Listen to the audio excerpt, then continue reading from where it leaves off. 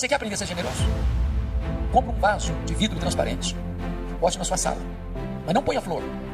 Ponha só terra. Só terra. Para você passar por lá todo dia e olhar esse vaso. Para ensinar você duas coisas. Primeiro, de onde você veio? Você veio do pó. Segundo, para onde você vai? Você vai voltar para o pó. Do pó que você veio, quanto você trouxe? Não trouxe nada. Do pó que você vai, quanto você vai levar? Também não vai levar nada. Então você não é dono de nada. Portanto, agora eu quero, olhando para o texto, tirar daqui algumas lições para o nosso ensino. Primeira lição. Confira comigo o verso 8. Ela fez o que pôde. Sempre que leio isso, o meu coração é fisgado por uma pergunta. Meu Deus, e eu estou fazendo o que posso para Jesus? Estou fazendo tudo o que posso para Jesus? Porque às vezes nós fazemos, mas fazemos relaxadamente. Às vezes nós fazemos, mas não fazemos tudo o que podemos. Às vezes nós fazemos, mas não fazemos de todo o coração.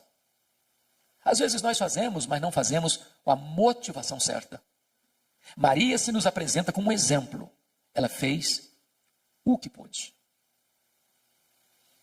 Permita-me um exemplo para clarear essa ideia. Eu acho que vocês todos já ouviram falar dos moravianos da Alemanha. Um movimento que começou em 23 de setembro de 1723, às 11 horas da manhã. Começando uma reunião de oração que durou 100 anos, ininterruptamente. Produzindo uma geração de gente piedosa, comprometida com a obra missionária. Para vocês terem uma ideia, cada 18 moravianos sustentavam um missionário fora da Alemanha, mesmo sendo tão pobres. Às vezes a situação era tão crítica que alguns deles não tinham dinheiro para ofertar. Então se vendiam, era uma coisa possível na época, se vendiam como escravos, para comprar a passagem de ida, para os povos mais longínquos, para dedicar o resto dos seus dias ali, pregando o evangelho da graça de Deus. Quando eu vejo um exemplo desse, eu preciso perguntar a mim mesmo, meu Deus, e eu estou fazendo o que posso, tudo o que posso, para Jesus? Maria fez o que pôde. Segunda lição que eu aprendo com Maria, versículo 3 e 4. Ela fez o seu melhor. Quando você lê esse texto do perfume preciosíssimo, de nardo puro, precisamos entender algumas coisas. Primeiro, esse nardo, a essência da qual se fazia o perfume, era uma essência raríssima, caríssima, que não tinha em Israel. O nardo só era encontrado nas cordilheiras do Himalaia, de um arbusto seco, moído e transportado em lombos de camelos. Esse perfume não era encontrado numa loja de perfumaria. Ele era comprado pouco a pouco, gota a gota, grama a grama, ml por ml, ia sendo acondicionado nesse vaso de pedra. O perfume era tão precioso que Judas, que era tesoureiro e entendia de finanças, avaliou o perfume em mais de 300 denários. Agora vamos entender isso. O frasco tinha pouco mais de 300 ml. 300 ml. Então, estou afirmando que cada ml valia um denário. Mas o que era um denário? O denário era a moeda de pagamento de um trabalhador durante um dia. Agora pense comigo o que uma pessoa trabalha um dia inteiro e ao final do dia ir comprar uma gota, 1 ml de perfume. Agora, pense comigo. Quando você tem um bom perfume, eu sei que vocês têm e gostam, e eu também. Como é que nós usamos? Porque um bom perfume é caro. Usamos cuidadosamente. Só um pouquinho. Em ocasiões especiais. E falamos para nós mesmos, esse perfume tem que durar pelo menos um ano. Agora notem que ela não abre o frasco. Ela não abre o vaso, ela quebra o vaso. Por que ela quebra o vaso? Porque ela está dizendo, eu não quero que sobre nenhuma gota. O melhor que eu tenho, eu quero dedicar ao Senhor Jesus. Eu pergunto a você, você tem dado o seu melhor para Jesus? Às vezes, meus irmãos e irmãs, eu fico imaginando que aqueles que não têm o conhecimento que você e eu temos da graça de Deus, às vezes são mais zelosos em servir aos seus ídolos do que nós o somos em servir ao Rei da Glória. Eu estava pregando há alguns anos em Portugal e estava viajando para Coimbra. De repente eu vi caravanas e mais caravanas andando pelo asfalto. Eu fiquei curioso com aquilo e perguntei onde essas pessoas estão indo. Me informaram, elas estão indo a Fátima pagar promessas. E eu perguntei, mas a que distância elas estão andando a pé? Me responderam, a mais de 300 quilômetros. Às vezes nós moramos no bairro da igreja. Qualquer motivo, hoje eu não vou. Está chovendo, está muito quente. Tem uma outra coisa que me chama mais atenção. Maria fez o seu melhor. E o Senhor espera que você e eu façamos também o nosso melhor. Terceira lição. Maria fez sacrificialmente. Eu confesso a vocês que esse texto não pode ser plenamente entendido dentro da cultura ocidental. Porque nem você nem eu jamais vimos e talvez jamais veremos uma pessoa trabalhar um ano inteiro para comprar um frasco de perfume. 300 denários era o salário de um trabalhador durante um ano inteiro. Nós nunca vimos isso. Ninguém faz isso. Mas na cultura judaica, quando a menina fazia a transição de menina para moça, o que é tão rápido, ela começava a comprar gota a gota, grama a grama, ml a ml, esse perfume, acondicionando-o nesse frasco de alabastro para o dia mais sonhado e desejado da sua vida, o dia do seu casamento, o dia das suas núpcias. Quando ela quebra aquele vaso e derrama todo aquele perfume sobre a cabeça de Jesus, ela está dizendo, eu vou fazer uma oferta, não apenas do que eu tenho de melhor, mas uma oferta sacrificial. Porque às vezes nós entregamos o que não nos faz falta, o que é sobra, o que não nos custa nada. Mas a oferta de Maria é uma oferta sacrificial. Maria está me ensinando aqui o que significa generosidade. E li um livro recentemente sobre generosidade que me marcou muito. Exatamente por causa da ilustração que o autor conta na introdução do livro, perguntando assim, você quer aprender a ser uma pessoa generosa? Porque generosidade, irmãos, é um aprendizado. A Bíblia diz que a alma generosa prosperará. A Bíblia diz que se você retém mais do que é justo, isso vai ser pura perda para você. A Bíblia diz que quando você dá ao pobre, você empresta a Deus. Jesus ensinou que mais feliz é dar, mais feliz é o que dá do que o que recebe. Mas o autor diz assim, você quer aprender a ser generoso? Compre um vaso de vidro transparente, bote na sua sala, mas não ponha flor, ponha só terra, para você passar por lá todo dia e olhar esse vaso, para ensinar você duas coisas. Primeiro, de onde você veio? Você veio do pó. Segundo, para onde você vai? Você vai voltar para o pó. Do pó que você veio, quanto você trouxe? Não trouxe nada. Para o pó que você vai, quanto você vai levar? Também não vai levar nada. Então você não é dono de nada. Você é apenas o mordomo do dono.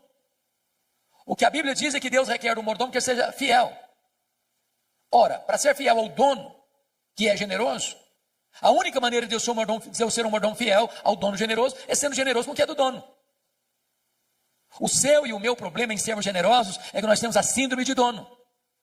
Mas se eu entendo que o que Deus me confiou não é meu e eu preciso administrar de maneira generosa, eu já não vou ter mais dificuldade de ser generoso com o que é do dono, porque o dono é generoso. Maria fez sacrificialmente. Quarta lição que eu aprendo com Maria. Maria fez, apesar das críticas. Versos 4 a 6, ela enfrenta 3 críticas. Indignação, murmuração e molestação. Eu sou pastor há 43 anos. Eu confesso a vocês que eu nunca vi alguém se levantando para fazer algo relevante na vida sem enfrentar críticas. Quem tem medo de críticas não serve a Deus. Quem tem medo de críticas está mais interessado no aplauso dos homens do que na aprovação divina. Quem tem medo de críticas está construindo monumentos a si mesmo, em vez de estar trazendo glória a Deus. E notem vocês que alguns estão indignados contra Maria, mas quem são esses alguns? São os discípulos, são os apóstolos, são os líderes, que deveriam estar felizes com ela e estão indignados contra ela. E notem, eles não estão indignados com o que ela está fazendo, não. Eles estão indignados para quem ela está fazendo. Se fosse para os pobres, até que passaria. Mas para Jesus, não, isso aí é um desperdício. E notem mais, eles não estão murmurando, não. Eles estão murmurando contra ela. Eu sei que esse assunto de murmuração já acabou há muito tempo nas igrejas, não tem mais. Mas naquela época existia. Bom, chegaram ao ponto de molestarem Maria. Molestação é crime. O que é curioso é que quem, conforme João 12, lidera o discurso de desperdício foi Judas Iscariotes. E João 12 diz que Judas Iscariotes, nesse discurso populista, não estava interessado em ajudar pobre, era coisa nenhuma. Ele queria pegar essa grana para ele. Ele era ladrão. E é nessa conjuntura aqui que a Bíblia tira a máscara de Judas e o chama de ladrão. E quando você lê os evangelhos, é dessa cena aqui que ele sai nas caladas da noite para ir lá em Jerusalém e vender Jesus por 30 moedas de prata. Meus irmãos, a atitude generosa de Maria está confrontando a avareza de Judas. E aqui eu aprendo uma lição que eu gostaria de repartir com você. Você está fazendo a obra de Deus? Alguém está criticando? Alguém está murmurando? Alguém está ficando assim no seu pé, atormentando você? Molestando você? Continue fazendo a obra de Deus. Você não está fazendo para agradar homens. Você está fazendo para a glória de Deus. Porque tem crentes, eu sei que não tem ninguém assim aqui, mas tem crente cristal, porcelana, hipersensível. Qualquer coisinha se melindra. Qualquer coisinha, eu também não faço mais nada na igreja, que eu fui fazer, me criticaram. Tem gente que até sai da igreja por isso. Não, Maria não era uma mulher hipersensível. Ela estava fazendo para o Senhor, apesar das críticas. Quinta lição que eu aprendo com Maria. Maria fez só para agradar ao Senhor Jesus. João 12 traz-nos uma informação que só ele traz. É que Maria enxuga os pés de Jesus com seus cabelos. Na cultura brasileira, ocidental, isso não significa nada. Apenas um gesto de humildade. Mas dentro da cultura israelita, isso era um escândalo. Uma mulher não soltava os cabelos em público. Era dar margem para suspeitas da sua reputação ilibada. Mas então por que Maria o fez? A única explicação que encontramos é que quando você tem um sentimento transbordante de gratidão, quando o seu amor extravasa pelos poros da sua alma, você não consegue ficar retido e limitado a determinadas cercas de cultura, de clichês. Você acaba excedendo. Porque às vezes, meus irmãos, nós, até com o nosso zelo, somos cheios de dedo, preocupados em desagradar fulano, desagradar Beltrano, desagradar Cicrano. Porque se eu fizer algum gesto, alguém vai me censurar. Se eu levanto a mão, me censura. Se eu não levanto a mão, me censura também. Se eu transbordo em emoção e choro, acho que eu sou piega. Se eu não choro nunca, eu sou durão demais. Eu fico olhando para ver, medindo os meus atos, medindo os meus gestos, porque eu não quero desagradar ninguém. Eu, às vezes, querendo agradar todo mundo, eu acabo desagradando a Jesus. O único vetor que governou Maria foi agradar a Jesus. Ela não estava preocupada com o que Tomé ia falar, o que Mateus ia dizer, o que Judas ia comentar. Ela queria agradar a Jesus. E eu não estou dizendo que você e eu estamos liberados para desagradarmos as pessoas, não. O que eu estou dizendo é que agradar a Jesus deve ser o vetor que governa a nossa vida. Sexta lição que eu aprendo com Maria. Maria fez no tempo certo. Versículo 8, a parte B diz: ela antecipou-se a ungir-me para a sepultura. Me permita retroceder um pouco aqui para explicar melhor isso. Vocês se lembram de Lucas 8, a partir do verso 3, que foram as mulheres da Galileia que bancaram financeiramente o ministério de Jesus. Eu vou falar baixinho porque tem mulheres no auditório. As mulheres são mais generosas do que os homens. É verdade. A história prova isso. Quem financiou o ministério itinerante de Jesus pelas cidades e aldeias da Galileia, tinham 204 cidades e aldeias, foram as mulheres.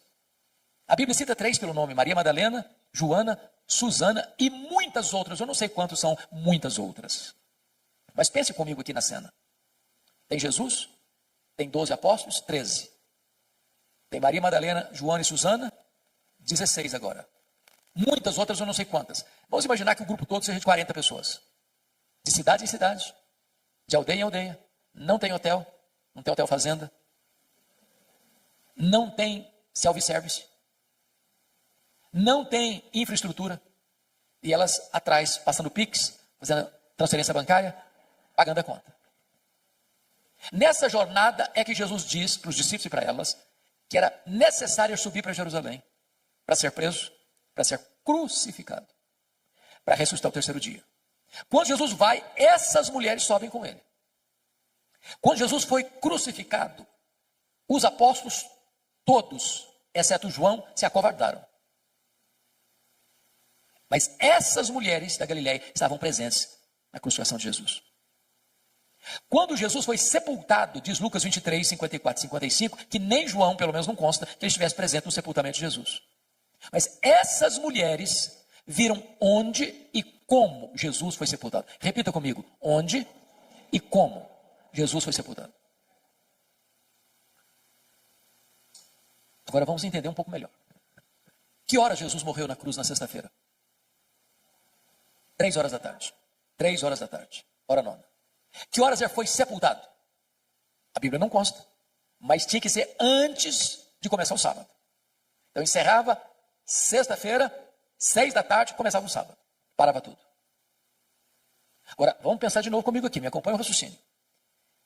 Então, entre a morte e o sepultamento, quanto tempo disponível se tem? 3 horas. Bom, morreu, ninguém tem autoridade de tirar o corpo da cruz. Só o governador pode autorizar. Ele foi crucificado fora dos portões. O governador está lá dentro dos portões, na Fortaleza da Antônia. Também não adianta ir qualquer um lá que não vai nem receber, tem que ter alguém com trânsito. Então escolhe José de Arimateia. Ele chega lá no governador e diz: ó, governador, eu queria pedir permissão para sepultar o Jesus Nazareno, porque eu tenho uma sepultura nova que não foi usada. Eu vou emprestar para sepultar o Jesus Nazareno. O governador deve estar falando assim: não deu prazo para morrer não. E demora. Demora muito. Tem gente que fica um dia inteiro aí. Não, mas morreu. Não morreu. Mas morreu sim, senhor. Não, eu só acredito se o centurião vier aqui me falar que morreu. Não tinha telefone celular. Tive que ir lá chamar o centurião. Trazer o centurião aqui. Ah, morreu sim, senhor. Então tem que fazer um documento. Agora tem que ir lá no mercado comprar lençóis. Agora tem que ir numa outra loja comprar perfumes. Agora tem que tirar o corpo da cruz. Agora tem que limpar o corpo. Agora tem que colocar perfume no corpo. Agora tem que enrolar o corpo no lençol. Agora tem que tirar daqui e levar para o túmulo, mas o túmulo é novo, nunca foi usado, tem uma pedra imensa para rolar, tem que rolar a pedra, tem que botar o corpo, tem que rolar a pedra de novo. Muito pouco tempo. E as mulheres estão lá de butuca, olhando onde e como Jesus foi sepultado. Eu não sei, a Bíblia não deixa isso tão claro, mas a compreensão que eu entendo, que eu tenho, é que logo que terminou o sábado, que hora que terminou o sábado? Sábado, 6 da tarde. Elas correm no mercado para comprar o quê? Perfumes. E por quê? Por quê? No meu entendimento, é que mulher não gosta de nada mal feito. Elas estão olhando, estão observando. Pensaram assim: esse serviço que fizeram ficou mal feito. Quando terminar o sábado, nós vamos voltar e vamos fazer esse serviço direito. Quem está voltando no túmulo não são os apóstolos, estão trancados com medo, acovardados. Quem bota a cara na rua, num ambiente hostil, são as mulheres da Galileia. Quando elas chegam, uma surpresa. A pedra está rolada. Quando elas entram, uma outra surpresa. O túmulo está vazio. Quando elas saem, uma outra surpresa. O anjo pergunta para elas: o que vocês vão fazer aqui? Procurar entre os mortos aquele que está vivo. Ele não está mais aqui não. Ele ressuscitou. O que o anjo está dizendo para essas mulheres? Vocês fizeram muita coisa para Jesus. Mas uma coisa vocês não fizeram. Vocês não anteciparam a ungir o corpo dele para a sepultura. Agora ele não precisa mais. Lição aprendida? Faça no tempo certo. Há coisas, irmãos, que ou fazemos hoje, ou nunca teremos oportunidade de fazer. A oportunidade passa. Nunca deixa para amanhã o que você pode fazer hoje. Nunca faça a oração de Faraó. Pediu para Moisés orar por ele, para as rãs irem embora amanhã. O problema era de hoje. Amanhã pode ser tarde demais. Eu não sei se vocês concordam comigo, há 2 coisas que me chocam muito na cultura brasileira. A primeira delas são os nossos funerais. Irmãos, eu nunca vi ninguém receber tanto elogio quanto o defunto. Já viu? É uma rasgação de seda em cima do caixão que não tem mais fim. A pergunta é se aquela pessoa em vida escutou alguns daqueles elogios. Porque um defunto não fica feliz por você elogiá-lo. E ele nem se levanta do caixão para lhe dar um abraço. E se levantar, você corre também. Então não espere a pessoa morrer para elogiar. E tem crente assim, muito espiritual, que diz: não, mas esse negócio de elogiar é um perigo, a pessoa vai ficar vaidosa. O que a Bíblia proíbe é hipocrisia. Mas um elogio sério, sincero, oportuno, é um bálsamo. A segunda coisa que me choca na nossa cultura é que defunto recebe mais flores do que vivos. Faz sentido isso? Não faz sentido, gente. Eu fui num funeral certa feita e contei 86 coroas de flores. Contrataram um caminhãozão para levar as flores, um caminhãozinho desse tamanhozinho para levar o defunto. E eu fiquei do lado olhando. Falei, meu Deus, para que tanta flor para o defunto? Coitado, não consegue cheirar um botão de rosa a mais. Agora, sabe por que os mortos recebem mais flores do que os vivos? Porque a voz do remorso é maior que a voz da gratidão. Não espere a pessoa morrer para mandar flores. Mande flores enquanto ela pode admirar as flores. Colocar um bonito jarro, botar na sua sala. Faça no tempo certo. Eu fico olhando para a Bíblia e vendo a história do Davi. Sabe quantos anos o Davi ficou brigado com Absalão? 11 anos. 11 anos. Sem conversar. Chegou uma hora que o menino não queria conversar com o pai também não. Agora ele queria matar o pai. Tomar o trono do pai. E quando Absalão morreu, Davi desabrocha em choro.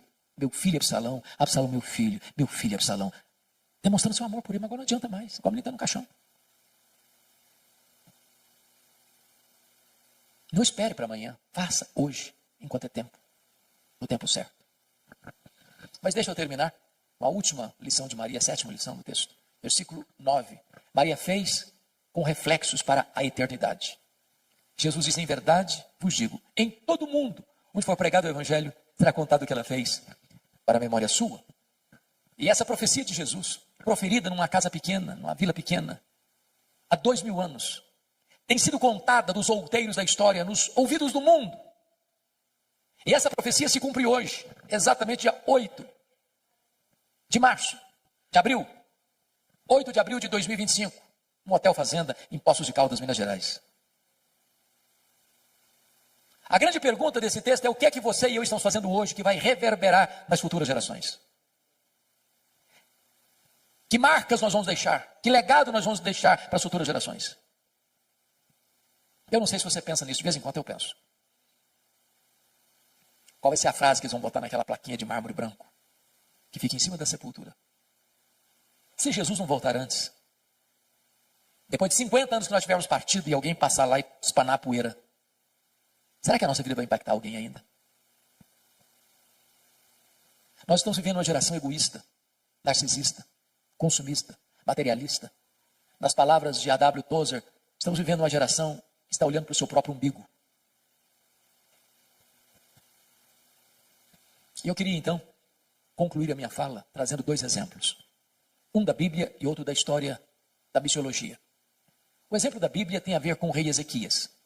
O rei Ezequias teve um pai terrível. O pai dele era Acabe, Acás, um homem terrível, idólatra, feiticeiro. Mas Ezequias, embora não tenha tido berço, foi um homem piedoso. Começou a reinar. Com 25 anos, reinou 29 anos, morreu com 54 anos. Ele foi tão piedoso que a Bíblia diz que não teve ninguém igual a ele, nem antes nem depois. Foi no governo dele aqui em Jerusalém que as 10 tribos do norte foram tomadas pelo Império Assírio. Quando ele tinha 39 anos, ele enfrenta 2 terríveis problemas. Primeiro, um cerco militar do mesmo exército que tinha tomado Samaria. Agora cerca Jerusalém e dá uma ordem para ele: se renda, que Deus não poderá livrar você da minha mão. Se não bastasse isso, diz a Bíblia que ele sofreu uma enfermidade física, uma úlcera, que médico nenhum conseguiu resolver. E Deus manda o profeta Isaías na casa dele com uma palavra expressa: põe em ordem a tua casa, porque morrerás e não viverás. E o rei voltou-se para a parede e orou fervorosamente, chorou abundantemente. Deus respondeu a oração dele rapidamente e mandou de volta o profeta Isaías na casa dele. Diz: olha, eu ouvi a tua oração, eu ouvi as tuas lágrimas, e eu te curarei da tua enfermidade, e eu livrarei Jerusalém do poder da Síria. Deus escalou um único anjo que matou 185 mil soldados assírios ao redor de Jerusalém. Deus estendeu os dias de Ezequias, deu-lhe mais 15 anos. E agora, a notícia do milagre foi tamanha e reverberou para fora das fronteiras de Israel e chegou lá longínquamente na Babilônia, o império estava se formando. E o rei da Babilônia mandou uma comitiva diplomática visitar e presentear Ezequias pelos milagres recebidos. E diz a Bíblia que quando esses embaixadores chegaram, ele abriu o seu palácio, abriu a sua casa e mostrou seus tesouros, suas riquezas, seu ouro, sua prata, seus olhos finos, toda a magnificência do seu reino, toda a grandeza do seu reino, e não deu uma palavra sequer de gratidão a Deus. Aquilo foi mal aos olhos do Senhor. E Deus mandou de volta lá no palácio o profeta Isaías, dizendo o seguinte: agora escuta a palavra do Senhor. Esta Babilônia voltará. E quando ela voltar, ela vai saquear tudo que se juntou até então. Dos filhos que tu gerares serão levados cativos. Serão prisioneiros, escravos. Serão feitos eunucos. Em outras palavras, serão castrados. Não poderão gerar. Diante de tamanha tragédia, sabe qual foi a resposta do rei para o profeta? Boa é a palavra que disseste. Não, você não entendeu o que eu falei. Estou falando que a Babilônia vai saquear tudo, que os filhos vão ser escravos, que vão ser castrados. Você vem me dizer que boa, você está ficando louco. Aí ele pensou, aí não falou não. Boa é essa palavra, porque pelo menos eu terei paz nos meus dias. Sabe o que ele está dizendo? Quando isso acontecer, já terei batido as botas. Quando isso acontecer, eu não vou estar mais aqui para contar a história. Sabe o que ele está dizendo? Depois que eu morrer, desculpem da expressão, que se danem as futuras gerações, eu não estou nem aí. É lamentável. É lamentável. Meus irmãos, se vocês olharem para a história, é possível que uma igreja se perca em 3 gerações. A geração que saiu do Egito morreu no deserto. A geração que nasceu no deserto entrou na terra prometida. A geração que nasceu na terra prometida não conhecia Deus mais. Você olha para a Europa hoje, você visita a Europa hoje, as igrejas estão vazias. Em algumas cabecinhas brancas. Mas as crianças e os jovens não estão mais. Nós estamos numa corrida de revezamento. Se nós não passarmos o bastão da fé, o bastão do evangelho para os nossos filhos, para os nossos netos, as futuras gerações podem estar completamente apáticas ao evangelho. A minha oração e a sua deve ser essa também: clamar aos céus para que os nossos filhos, os nossos netos sejam mais crentes do que nós, mais cheios do Espírito Santo do que nós, e que a igreja que eles terão amanhã seja uma igreja mais forte, mais viva do que a que temos hoje. O segundo exemplo, para encerrar, na missiologia, é um missionário que foi usado poderosamente por Deus na África. Esse missionário é David Livingstone. E ele se dedicou a servir a Deus na África. Ele trabalhou na África. Ele foi atacado por um leão na África. E ele continuou na África. Ele adoeceu na África e morreu na África. Quando ele morreu, os ingleses foram para lá para pegar o corpo dele e levar o corpo dele para a Inglaterra e sepultá-lo na Inglaterra. Os africanos disseram assim: vocês podem até levar o corpo dele, mas o coração dele vocês não vão levar. Ele amou a África e o coração dele vai ser sepultado na África. O que fizeram? Abriram o peito dele, arrancaram o coração dele e sepultaram o coração dele na África. Quando você vai a Malawi, lá tem uma catedral de chão batido, uma placa de bronze na parede, para a glória de Deus e em memória de David Livingstone. Levaram o corpo dele para Londres, sepultaram na abadia de Westminster, onde estão sepultados os reis e os nobres da Inglaterra, e lá tem uma plaquinha de bronze, para a glória de Deus e em memória de David Livingstone. A minha oração, queridos, é que você e eu possamos viver de tal maneira que a nossa vida reflita a glória de Deus. E que as pessoas, ao lembrarem da nossa existência, possam ser motivadas a conhecer a Deus, a amar a Deus, a andar com Deus. Isso traga glória para o nome de Deus. Que você e eu possamos imitar Maria, que viveu aos pés do Senhor, para aprender, para chorar, para agradecer. Fazendo o que pôde, fazendo o seu melhor, fazendo sacrificialmente, fazendo apesar das críticas, fazendo só para agradar a Jesus, fazendo no tempo certo, fazendo com reflexos para a eternidade. Que Deus nos abençoe.